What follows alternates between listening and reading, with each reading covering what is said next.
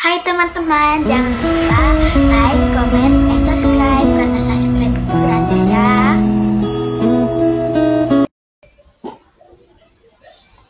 Jadi kesempatan kali ini saya akan membuat video untuk menjawab pertanyaan yang disampaikan oleh subscriber kami di dalam kolom komentar di channel kami yang menyampaikan pertanyaan seperti ini. Yang pertama, apa perbedaan antara daftar pemilih tambahan atau DPTB dan daftar pemilih khusus? Kemudian yang kedua, apakah pemilih yang belum terdaftar di daftar pemilih tetap atau DPT masih bisa menggunakan hak suaranya? Lalu dasar aturannya apa? Jadi kami akan mengulasnya di video ini sesuai dengan peraturan KPU nomor 7 tahun 2022. Tapi sebelum lanjut, seperti biasa, dukung channel kami dengan menekan tombol like dan subscribe di bawah video ini agar channel kami ini dapat berkembang dan dapat tetap eksis untuk dapat tetap memberikan informasi-informasi yang bermanfaat buat teman-teman sekalian. Terima kasih. Ya, jadi dasar aturan yang kita pakai untuk menjelaskan tentang daftar pemilih tambahan dan daftar pemilih khusus ini, yaitu sesuai yang tertulis di dalam peraturan KPU nomor 7 tahun 2022. Nah, walaupun peraturan KPU ini sudah mengalami perubahan yang ditetapkan di dalam peraturan KPU nomor 7 tahun 2023, tetapi setelah kami membaca, ternyata hal-hal yang berkaitan dengan daftar pemilih tambahan dan juga daftar pemilih khusus itu tidak berubah. Nah, di bagian pertama ini akan menjelaskan tentang daftar pemilih tambahan. Di pasal 116 dijelaskan bahwa daftar pemilih tetap dapat dilengkapi dengan daftar pemilih tambahan. Pemilih yang terdaftar di dalam daftar pemilih tambahan sebagaimana dimaksud pada ayat 1 merupakan pemilih yang telah terdaftar dalam daftar pemilih tetap di suatu TPS yang karena keadaan tertentu tidak dapat menggunakan haknya untuk memilih di TPS asal. Nah, jadi di sini yang perlu digarisbawahi bahwa pemilih yang terdaftar di dalam DPTB ini adalah pemilih yang sebelumnya sudah terdaftar di DPT, tetapi karena alasan tertentu tidak bisa menggunakan hak pilihnya di TPS asal dan harus memilih di TPS lain. Seterusnya, keadaan tertentu sebagaimana dimaksud pada ayat yang kedua meliputi: yang pertama, karena menjalankan tugas di tempat lain pada saat hari pemungutan suara. Kemudian yang kedua, menjalankan rawat inap di fasilitas pelayanan kesehatan dan keluarga yang mendampingi. Jadi baik pasien maupun keluarga yang mendampingi ini berhak untuk mengurus surat pindah memilih jika mereka ingin menggunakan hak pilihnya di TPS lain. Kemudian yang ketiga, penyandang disabilitas yang menjalani perawatan di panti sosial atau panti rehabilitasi. Yang keempat, menjalani rehabilitasi narkoba. Kemudian yang kelima, menjadi tahanan di rumah tahanan atau lembaga pemasyarakatan atau terpidana yang sedang menjalani hukuman penjara atau kurungan.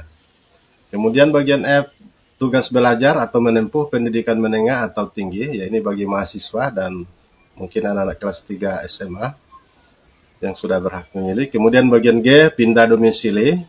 Bagian H, tertimpa bencana alam. I, bekerja di luar domisilinya. Dan yang terakhir adalah keadaan tertentu di luar dari ketentuan di atas sesuai dengan peraturan perundang-undangan. Kemudian pasal 17 mengatur bahwa untuk menggunakan hak pilihnya di TPS tujuan, pemilih yang terdaftar dalam daftar pemilih tambahan dapat melaporkan kepada PPS, PPK, atau KPU Kabupaten Kota tempat asal atau tempat tujuan paling lambat 7 hari sebelum hari pemungutan suara. Nah, jadi di sini saya menggarisbawahi bahwa waktu untuk pengurusan surat pindah memilih itu paling lambat 7 hari. Jadi tempat mengurusnya boleh di PPS, PPK, atau langsung di KPU Kabupaten Kota. Nah, kemudian yang kedua, pemilih sebagaimana dimaksud pada ayat 1 melaporkan dengan cara: yang pertama, menunjukkan KTP elektronik atau kartu keluarga, dan yang kedua, melampirkan salinan formulir model A, tanda bukti terdaftar sebagai pemilih dalam daftar pemilih tetap di TPS asal. Jadi ini semakin melegitimasi bahwa yang pemilih yang terdaftar di dalam daftar pemilih tambahan ini adalah benar-benar pemilih yang sudah terdaftar di DPT. Kemudian daftar pemilih khusus. Ini diatur di dalam pasal 124. Bahwa DPT dan DPTB dapat dilengkapi dengan daftar pemilih khusus atau DPK. Pemilih yang terdaftar dalam daftar pemilih khusus sebagaimana dimaksud pada ayat 1 merupakan pemilih yang tidak terdaftar sebagai pemilih dalam DPT dan DPTB, tetapi memenuhi syarat sebagai pemilih. Jadi ada dua hal yang perlu digarisbawahi di sini. Yang pertama, yaitu pemilih yang belum terdaftar di DPT, dan yang kedua, sudah memenuhi syarat sebagai pemilih. Nah, itu boleh dimasukkan di dalam daftar pemilih khusus. Nah, kemudian yang ketiga, pemilih sebagaimana dimaksud pada ayat 2 dapat menggunakan hak pilihnya pada hari pemungutan suara dengan menunjukkan KTP elektronik. Nah, kemudian ayat yang keempat, pemilih dalam daftar pemilih khusus sebagaimana dimaksud pada ayat 2 didaftar di TPS sesuai dengan alamat yang tertera di dalam KTP elektronik. Nah, jadi pemilih daftar pemilih khusus juga ini tidak boleh sembarangan menggunakan hak pilihnya. Walaupun mempunyai KTP, tetapi dia bisa menggunakan hak pilihnya di TPS sesuai dengan alamat KTP elektronik. Nah, kemudian pasal yang kelima, daftar pemilih khusus sebagaimana dimaksud pada ayat 1 pada saat hari pemungutan suara dicatat oleh KPPS atau kelompok penyelenggara pemungutan suara dalam daftar hadir di TPS dan dilaporkan kepada KPU kabupaten atau kota. Jadi itu penjelasan-penjelasan yang berkaitan dengan daftar pemilih khusus. Nah, kemudian yang terakhir sebagai penutup saya ingin memberikan kesimpulan. Jadi kesimpulan yang pertama dari perbedaan antara daftar pemilih tambahan dan daftar pemilih khusus, bahwa daftar pemilih tambahan adalah daftar pemilih yang terdiri dari data pemilih yang sudah terdaftar di DPT, tetapi menggunakan hak suaranya di TPS lain, sedangkan daftar pemilih khusus adalah daftar pemilih yang belum terdaftar di DPT maupun DPTB. Nah, jadi ini perbedaan intinya ya, bahwa pemilih-pemilih yang dimasukkan di dalam DPT, DPTB ini adalah pemilih yang sudah terdaftar di DPT sebelumnya.